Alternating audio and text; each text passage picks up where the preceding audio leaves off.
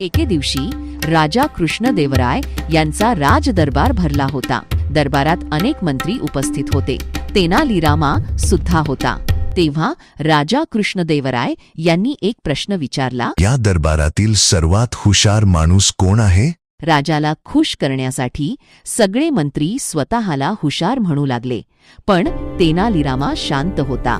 कृष्णदेवरायांनी विचारले, पण हे कसं कळणार? खरा हुशार कोण आहे? त्यावेळी तेनालीराम एक रिकामे मडके घेऊन आला आणि म्हणाला, महाराज, या मडक्यात बुद्धी आहे. जो खरा हुशार असेल त्यालाच ती दिसेल. मंत्री एक एक करून मडक्यामध्ये पाहू लागले, पण कुणालाच काही दिसेना. कोणामध्येही मला या मडक्यात बुद्धी दिसत नाही असं सांगण्याचे धाडस नव्हते, कारण जर ते तसे म्हणाले तर याचा अर्थ ते हुशार नाहीत असा होईल. तेनालीरामाने सर्व मंत्र्यांची फजिती केली. हे पाहून राजा कृष्णदेवराय हसू लागले. तेनालीराम, तू पुन्हा सगळ्यांची परीक्षा घेतलीस. महाराज, खरा हुशार तोच जो इतरांना प्रभावित करण्यासाठी खोटं बोलत नाही आणि जो सत्य बोलायला घाबरत नाही.